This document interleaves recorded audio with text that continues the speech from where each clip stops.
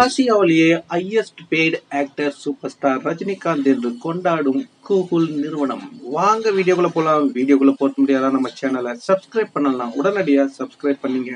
படைப்பாவிலேயே பாத்தீங்கன்னா super star Rajinikanth அவர்கள் ஆசியாவிலேயே அதிக சம்பளம் வாங்கும் நடிகராக திகழப்பட்டார் அப்படின்றது தெரியும். இப்போ அதிரடியா ஜெயிலர் படத்துடைய மாபெரும் வெற்றியை தொடர்ந்து இன்னைக்கு என்ன பேசப்பட்டு வருதுன்னா, தலைவருடைய சம்பளம் ஜெயிலர்ல 210 கோடி. அது மட்டும் இல்லைங்க, இப்போ சன் பிக்சர் அவருக்கு 280 கோடி கொடுக்கறதுக்கு ரெடி ஆயிட்டாங்க. தலைவருடைய சிவாஜி படத்துடைய அந்த வசூலை பார்த்துதான் இங்க ரோபோ படத்தை தமிழ்ல எடுக்க ஆரம்பிச்சாங்க, தலைவர் மேல நம்பிக்கை வச்சு. அதுக்கப்புறம் 2.0 அப்படின்ற படத்தை நம்ம லைக்கா நிறுவனம் தலைவர் மேல நம்பிக்கை வச்சு எடுத்தாங்க.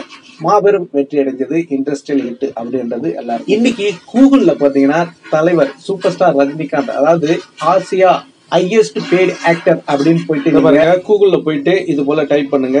இப்படி டைப் பண்ணீங்கன்னா என்ன வருது அப்படின்னாக்கா, 72 இயர் ஓல்டு அந்த நடிகர் இப்போ 280 கோடி சம்பளம் வாங்குறாரு அப்படின்ற ஒரு தகவல் கொடுத்திருக்கு. இது கூகுள்ல நீங்க போய் செக் பண்ணுங்க. இதுல யாரும் ஏமாத்த முடியாது, எல்லார் கையிலயும் மொபைல் இருக்கு, போய் செக் பண்ணி பாத்துங்க. அது மட்டும் இல்லைங்க, ஆசியாவிலே அதிக சம்பளம் வாங்கும் சூப்பர் ஸ்டார் ரஜினிகாந்த் அப்படின்னு போயிட்டு டைப் பண்ணாலே போதும். ஒன்றும் இல்லை, ஆசியாஸ் ஹையஸ்ட் பெய்டு ஆக்டர் அப்படின்னு போயிட்டு டைப் பண்ணுங்க. அதிரடியா கூகுள்ல வர வேண்டிய நியூஸ் இதுதான். தலைவருடைய ஏஜை போட்டு இந்த வயசுலயும் ஒரு மனிதர் இவ்வளவு சம்பளம் வாங்க முடியுமா அப்படின்னா பெரிய கொஸ்டின் மார்க். அது மட்டும் இல்லைங்க, 72 வயசுலயும் ஹீரோவா நடிக்க முடியுமா அப்படின்றதே பெரிய கொஸ்டின் மார்க் தான். இன்னைக்கு எவனோ எவ்வளவு பாடி பில்டர், இன்னைக்கு புருஸ்லியா இருக்கட்டும், சாக்கி சானா இருக்கட்டும், ஜெட்லியா இருக்கட்டும், ஏன் அர்னால்டா இருக்கட்டும், உடல் கட்டும் வச்சுக்கிட்டு அப்படி இருப்பாங்க. அவங்களே இன்னைக்கு ஹீரோவா நடிக்க முடியல. இன்னைக்கு தலைவரை கொண்டாடுறதுக்கு ஒரு கூட்டமும், அது மட்டும் இல்லைங்க, தலைவரை வச்சு எவ்வளவு பட்ஜெட் ஆனாலும் படம் எடுக்கிறதுக்கு தயாரிப்பாளர் தலைவரெல்லாம் எப்படி எல்லாம் செதுக்கும் பாரு அப்படின்னு போட்டி போட்டிக்கிட்டு இப்போ இயக்குநர்களும் இதெல்லாம் வரிசையில நிக்கிறாங்க. அப்படின்னாக்கா அவருக்கு அந்த காந்த சக்திங்க, இது வந்து மேஜிக் அப்படின்னு எல்லா வல்லுநர்களும் சொல்லிக்கிட்டு இருக்காங்க. இது போல எந்த நடிகர்களுக்கும் நடக்க வாய்ப்பே இல்லை.